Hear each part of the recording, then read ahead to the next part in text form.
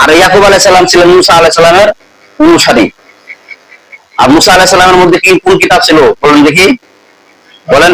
তাওরাত কিতাব নাযিল হয়েছিল মুসা আলাইহিস সালামের। তাওরাত কিতাব নাযিল হওয়ার পরে এই তাওরাত কিতাবের মধ্যে ইহুদিদের ঘটনা আল্লাহ পাক তুলে রাখছিলেন এবং সেখানে বিশ্ব নবীর কথা তুলে রাখছিলেন। এই তাওরাত কিতাবের মধ্যে কিছু কিছু কিতাবের মধ্যে এক জায়গায় বিশ্ব নবীর নাম দেখা গেল, মুহাম্মদ বলা হয় যে মুহাম্মদ পদার্পণ করবেন। বাস ইহুদিদের এক লোক চক্রান্ত করে সেই নামটা কেটে দিল। আবার দেখে যে এক জায়গায় কাটছে, আবার দুই জায়গায় চলে যাচ্ছে মুহাম্মদের নামটা।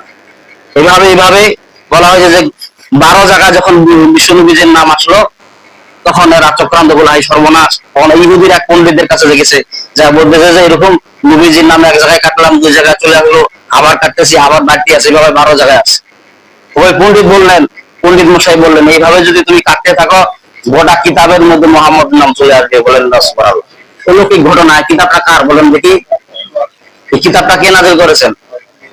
আল্লাহ পাক নাযিল করেছেন। আল্লাহ পাক আবার চ্যালেঞ্জ করে বলতেছেন, যালিকাল কিতাবু লা রাইবা ফি হুদাল লিল মুত্তাকিন। আল্লাহু আকবার। আল্লাহ রাব্বুল আলামিন যালিকাল কিতাব, ইহা এমন একটি কিতাব, লা রাইবা ফি, এর মধ্যে কোনো সন্দেহ নাই, হুদাল লিল মুত্তাকিন, আর মুত্তাকিনদের হেদায়েত করার জন্য এই কিতাব নাযিল করা হয়েছে। যারা মুত্তাকিন তাদেরকে অনুসরণ, তাদেরকে সঠিক রাস্তা দেখার জন্যই এই কিতাবকে নাযিল করা হয়েছে। যারা মুত্তাকিন বান্দা, পরহেজগার বান্দা, আল্লাহ পাক বলতেছে। ইহুদিদের ওরা ইয়াকুব আলাইহিস সালামের এক পুত্রের নাম ইয়াহুদা ছিল, সেখান থেকে ইহুদি। আর ঈসা পয়গম্বরের বলা হয়েছে যে তারা ঈসা পয়গম্বর উত্তরসূরি যারা নাসারা, তারা খ্রিস্টান, খ্রিস্টানদেরকে নাসারা বলা হয়। খ্রিস্টানদেরকে নাসারা কেন বলা হয়? বলা হয়েছে যে তারা নাসারা নামক এলাকায় তারা বসবাস করতেন, এই জন্য তাদেরকে নাসারা বলা হয়। আর নাসারা শব্দ তো কি বলেন দেখি? সাহায্যকারী। আর সাহাবী শব্দ তো হলো মাঝামাঝি যারা দল পূজা মূর্তি পূজা করে তাদেরকে সাহাবিন বলা হয়। আমি একটা এই আয়াতের তাৎপর্য বুঝাতে যাই, এক উপমা দিলে আপনারা সহজে বুঝবেন যে এক কৃপণ ব্যক্তি আর এক ব্যক্তি ধনাঢ্য ব্যক্তি। এক ধনাঢ্য ব্যক্তি অর্থ সম্পদ, টাকা পয়সা বহু আল্লাহ দান করেছেন। এই ধনাঢ্য ব্যক্তি হঠাৎ করে অসুস্থ হয়ে পড়ছেন। তারপরে খবর দেখলেন যে ওনার 3 ব্যাগ রক্ত দরকার। কয় ব্যাগ রক্ত দরকার? 3 ব্যাগ রক্ত দরকার। 3 ব্যাগ রক্ত দিলে ওই ধনাঢ্য ব্যক্তি সুস্থ হয়ে যাবে। বাস উনি এলহাম জানাই দিলেন যে কে আসো আমাকে 3 ব্যাগ রক্ত দান করবা।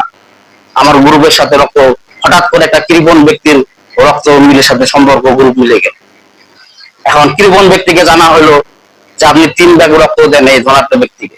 হ্যাঁ, এমনি আমি খাওয়া দাওয়া করি না, শরীর স্বাস্থ্য ভালো নাই, আর আমি আপনাকে রক্ত দেবো, এমনি তো কৃপণ। আর ওই কৃপণ ব্যক্তিকে হঠাৎ করে জোর করে ধরে নিয়ে 3 ব্যাগ রক্ত নিয়ে নিলেন। এখন কৃপণ ব্যক্তিকে যখন 3 ব্যাগ রক্ত দিয়ে দিল, দেওয়ার পরে ধনাঢ্য ব্যক্তি 1 ব্যাগ রক্ত বিনিময়ে 1 লক্ষ করে টাকা দিলেন। তাহলে 3 ব্যাগ রক্ত নিলে কয় লক্ষ টাকা দিবেন? হ্যাঁ, জানা থাকলে বলেন। 3 লক্ষ টাকা দিয়ে দিলেন। কৃপণ বলতেছে, ভাই আমি যদি আগে জানতাম যে 1 ব্যাগ রক্তের জন্য 1 লক্ষ করে টাকা দিবেন, তাহলে আমি আগে আরো রাজি হয়ে যেতাম। বলেন না সুবহানাল্লাহ। 3 ব্যাগ আমি রক্ত দিয়ে দিলাম, 3 লক্ষ টাকা দিলাম, আরো রক্ত লাগলে আমার নাম্বারটা সংগ্রহ করে রাখেন, তাইলে আপনাকে আমি রক্ত দিব। তাই নাকি? ভাই তাই হঠাৎ করে তারপরে আবার ওই ধনাঢ্য ব্যক্তি অসুস্থ হয়ে পড়লেন। কি হয়ে বললেন? অসুস্থ হয়ে পড়লেন। তারপর ওই কৃপণ ব্যক্তিকে ফোন দিলেন যে ভাই আমার আরো 3 ব্যাগ রক্ত দরকার। 3 ব্যাগ কেন? এবার 6 ব্যাগ দিব। বলে কি লাখে যদি 1 ব্যাগে যদি 1 লাখ করে যদি দেওয়া হয়, বাস। তারপরে ওনাকে ডাকা হইলো, ঠিকই মনে করেন যে আরো 3 ব্যাগ রক্ত নিয়ে নিলেন ওই কৃপণের কাছ থেকে। এইবার ব্যাগে 1 লক্ষ টাকা না দিয়া 2 টাকার বান্ডিল দিচ্ছেন। কয় টাকার বান্ডিল? 2 টাকার বান্ডিল দিচ্ছেন। কারণ কৃপণ ব্যক্তি বলতো যে ভাই আপনি আগে রক্ত দিলেন 1 ব্যাগ রক্ত 1 লক্ষ করে, আর এখন আপনি 3 ব্যাগ রক্ত নিয়ে নিলেন, বান্ডিল দিচ্ছেন 2 টাকার বান্ডিল, আমি কিছু বুঝলাম না। ওই ধনাঢ্য ব্যক্তি বলতেছেন, ভাই আমি কি করব, আগে আমার রক্ত শরীরের মধ্যে রাজকীয় রক্ত ছিল, প্রভাবশালী রক্ত ছিল, মনটা বড় ছিল, যার কারণে আমি টাকা মোটা অঙ্কে দিয়েছি, যখন নাকি তুমি কৃপণের রক্ত যখন আমার শরীরের মধ্যে বর্মণ করছেন, তখন আমি নিজেও কৃপণ হয়ে গেছি, এই জন্য আমি 2 টাকার বান্ডিল দিচ্ছি।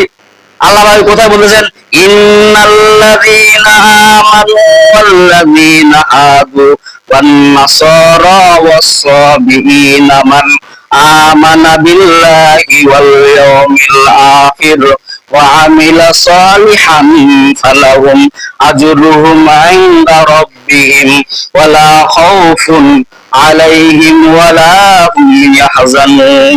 আল্লাহু আকবার। আল্লাহ রাব্বুল আলামিন বলতেছেন সূরা বাকারার 62 নম্বর আয়াতে, আল্লাহ বলতেছে তোমার অন্তরকে তুমি পরিশুদ্ধ করো, তোমার ঈমানটাকে তুমি মজবুত করো।